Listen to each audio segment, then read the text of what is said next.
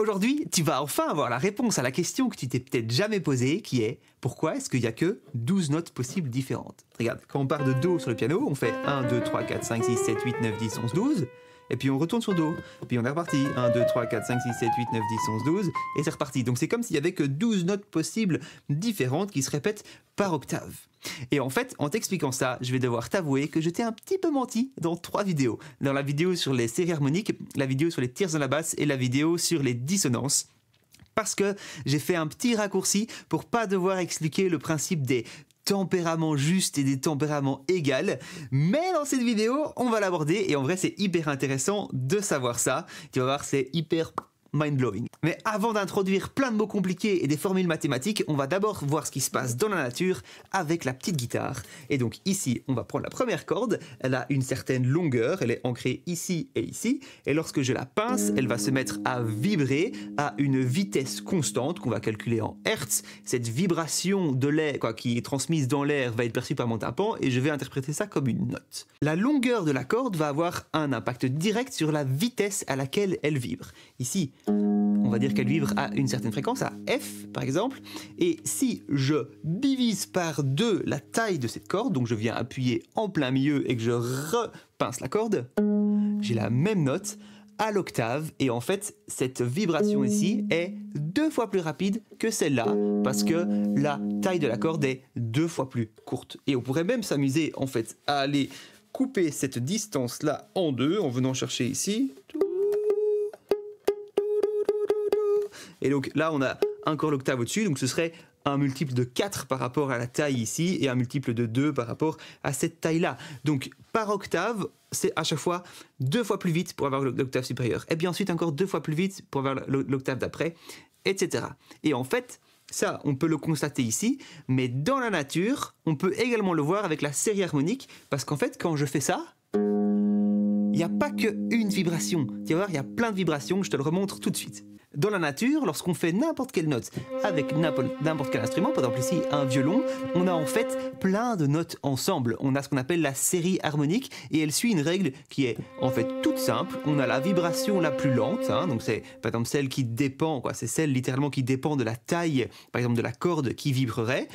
Et donc ici on va être vers 260 Hz en l'occurrence.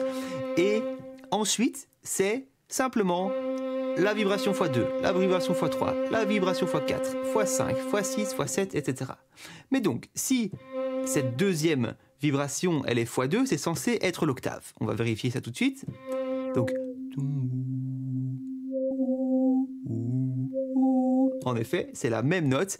Elle vibre à combien de Hertz ici? À 520 et des. Donc voilà, on est pile poil 2 fois plus rapide. Et donc, ça confirme bien ce qu'on a constaté avec la guitare. Et donc jusque-là, c'est bien, on a découvert le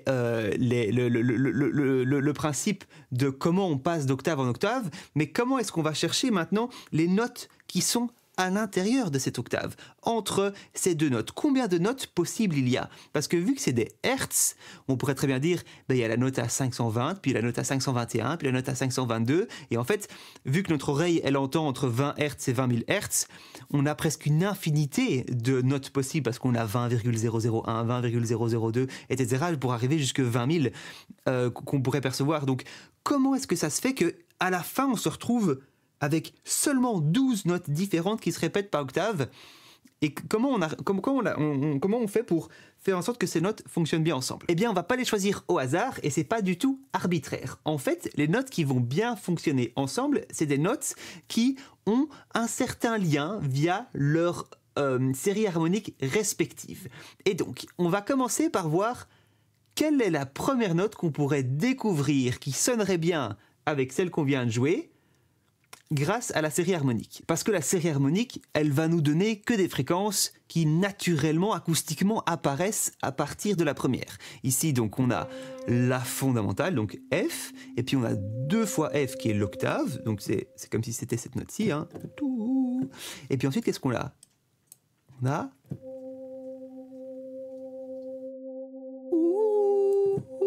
Et je vais juste isoler cette note-là.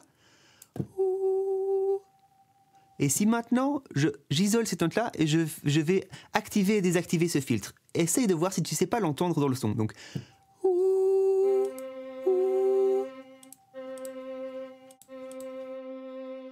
tu vois, elle existe dedans. Et ça, c'est une autre note que notre Do. Si on prend le piano, quelle note est-ce que c'est? Donc, sur le piano, c'est ce qui correspond à la quinte. Mais donc, là, on découvre, grâce à cette troisième harmonique de la série harmonique, la quinte à l'octave par rapport à ici. Donc, on a F, F fois 2, F fois 3.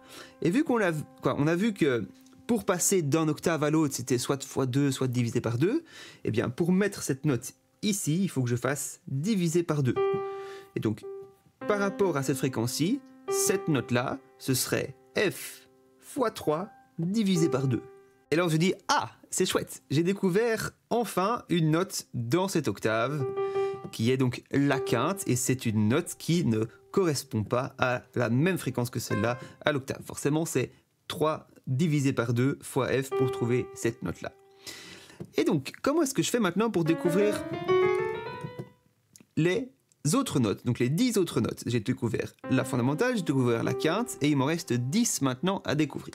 Le but du jeu, c'est toujours d'essayer de trouver des notes qui vont acoustiquement bien sonner ensemble. Et donc, grâce à ça, on a vu que cette série harmonique nous permettait de trouver l'octave et puis la quinte, qui était la note la plus consonante. À partir de Sol, si je cherche la quinte de Sol, ça va être un Ré. Tu vois, Sol, Ré. Là, on a la quinte de Sol. Et en fait, je peux répéter ce processus. À chaque fois, chercher la quinte de la note que je viens de découvrir. Et donc, mathématiquement, c'est un petit peu comme si je disais donc F, 2 fois F, 3 fois F, et puis ensuite 3 demi de F. Et donc, par rapport à cette note-là, ce serait donc le Sol, donc 3 demi de F fois 2, donc 2 fois 3 demi de F. Et puis ensuite, on va chercher la quinte de 2 fois 3 demi de F, et donc 3 fois 2 fois 3 demi de F pour aller chercher le Ré, et puis ensuite on peut le diviser autant de fois par 2 qu'il faut pour le mettre à l'intérieur de l'octave.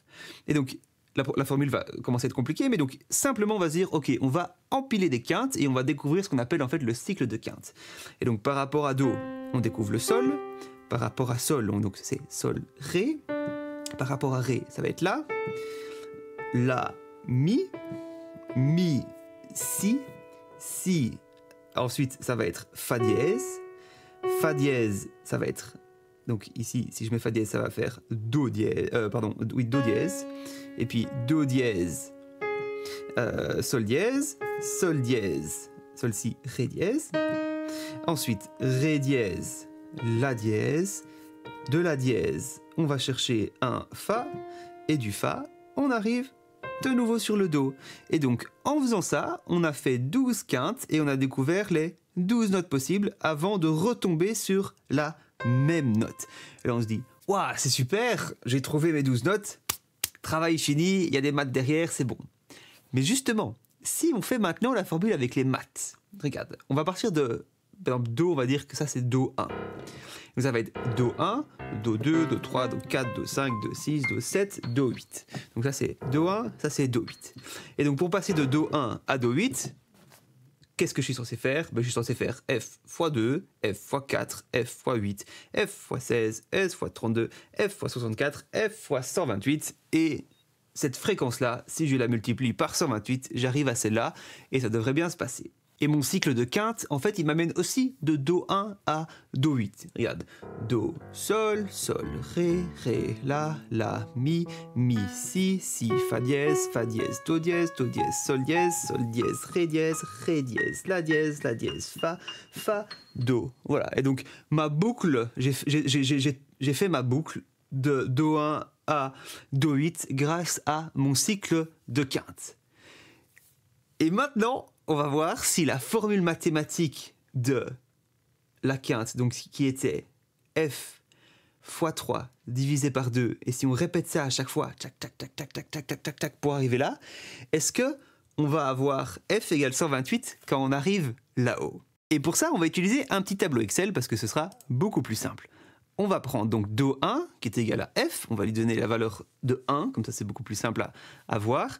Et puis ensuite, pour trouver le Sol, qu'est-ce qu'on a fait? Eh bien, on a fait F, donc ici ça va être cette case-là, fois et puis ensuite 3 pour trouver la troisième harmonique, divisé par 2 pour la mettre au bon endroit. Et donc j'arrive à 1,5. Et maintenant si je tire ça, et je vais jusqu'à Do8. Et Do8, j'ai 129, plein de petits chiffres. Pourquoi je ne suis pas à 128? Pourtant, tout paraît cohérent. On est là genre, attends, c'est pas normal. Ma formule, elle devrait marcher. J'ai fait toutes mes quintes, je suis arrivé sur mon Do8. Et mathématiquement, c'était x2, x4, x8, x16, x32, x64, x128. Pourquoi j'arrive pas à 128? Pourquoi j'arrive à 129,74, 633, etc. Comment s'en sortir pour comprendre ça? Qui a raison? Et quel impact ça a en fait sur la musique qu'on fait actuellement avec le piano accordé comme il est actuellement? La certitude qu'on a, et donc ça c'est certain, pour passer d'un octave à l'autre, il faut faire des multiples de 2. Il faut à chaque fois multiplier par 2 la fréquence pour avoir un octave. Et donc si F égale 1 ici, et que je monte de cette octave, F va être égal à 128. Ça c'est certain. L'autre chose dont on est sûr, c'est que pour trouver la quinte, il faut faire la fréquence fois 3, et puis ensuite, si on veut la ramener dans l'octave, la diviser par 2. Ça aussi, c'est juste. Mais donc, lorsque on fait ce cycle de quintes avec 12 quintes et qu'on n'arrive pas sur la même note à l'octave de celle-là, c'est-à-dire pas sur un multiple de 2 de cette note-là, ça veut dire qu'en fait, on est encore en train de trouver des nouvelles notes. Et en fait, pour arriver sur un multiple de 2 de cette note-là, ou quasiment, il faudrait faire en fait genre 53 quintes. Et donc ça impliquerait que entre Do et Do, quoi, ce qui serait réellement Do et Do, on aurait non pas 12 notes, mais on aurait 53 notes. Sauf que 53 notes, musicalement, ça n'a aucun sens parce que notre oreille n'arriverait pas à réellement faire la différence. Au niveau du jeu, on serait incapable de venir faire parfaitement chacune de ces 53 notes, par exemple sur un violon où il n'y a pas de fret, ce serait tout à fait impossible.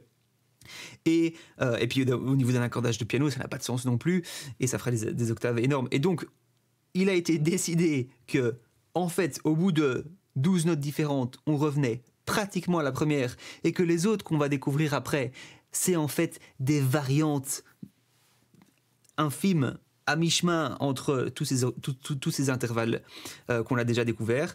Et donc, on va en utiliser que 12. Tout en sachant que si on décide d'utiliser que 12 notes, eh bien, on va devoir en fait sacrifier la pureté acoustique de certains intervalles, quoi, des quintes en l'occurrence, là, pour découvrir toutes ces notes-là, pour avoir un écart égal de tous ces demi-tons, donc des 12 demi-tons, pour passer d'une note à celle un octave plus haut.